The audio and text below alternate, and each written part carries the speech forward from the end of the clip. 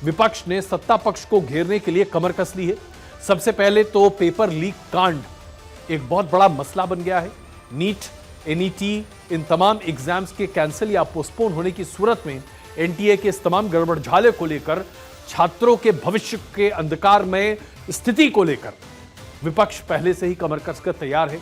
राहुल गांधी तो लगभग हर मौके पर कह रहे हैं कि संसद में इस मुद्दे को उठाएंगे, सरकार से जवाब मांगेंगे।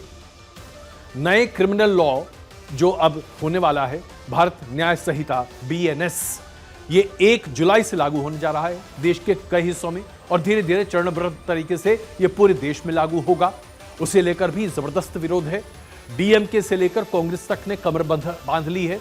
उनका कहना है कि भारत न्याय संहिता को अभी लागू इसलिए नहीं किया जाना चाहिए क्योंकि लोगों को इसकी जानकारी न के बराबर है। इस बिल को जबरदस्ती पारित किया गया जब बहुत बड़ी संख्या में विपक्ष के सांसदों को संसद भवन से बाहर निकाल दिया गया था, यानी कि इस पर चर्चा ही नहीं हुई। समितियों में चर्चा होनी चाहिए। ये एक अच्छा कानून नहीं है, यानी इसके ऊपर जबरदस्त तरीके से घमासान के आसार दिख रहे हैं। अग्निपथ योजना को लेकर भी घमासान बनता दिख रहा है। उस पर भी सेना की रिपोर्ट सामने आ चुकी है। सरकार ने कहा है कि वो इस योजना में जहां कोई कमी है उसे दूर करेगी, लेकिन विपक्ष ने कमर कस ली है क्योंकि इस योजना के तहत कम से कम आने वाले 2 राज्यों के चुनाव में बड़ा असर पड़ेगा, जैसे कि हरियाणा और महाराष्ट्र। उसके बाद शेयर बाजार में 4 तारीख को जो जबरदस्त गिरावट आई और 5 और 6 तारीख को उसमें जबरदस्त उछाल आया, इसे लेकर भी एक बड़ा घोटाला बताया जा रहा है, ऐसा विपक्ष का कहना है। और इस मामले पर भी सरकार को घेरने की कोशिश की जा रही है।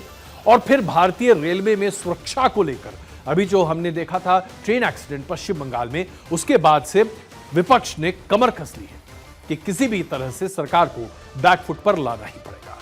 सबसे बड़ा मसला तो नीट का मसला है और इसको लेकर ऐसा लग रहा है कि तरह तरह की बातें सामने आएंगी। जब शिक्षा मंत्री धर्मेंद्र प्रधान शपथ लेने के लिए आए थे, उस वक्त भी सांसदों ने एक अलग ही रवैया इख्तियार किया था।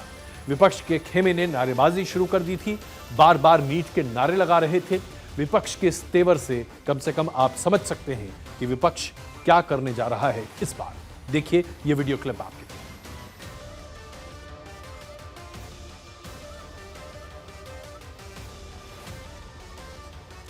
तो कुल मिलाकर जबरदस्त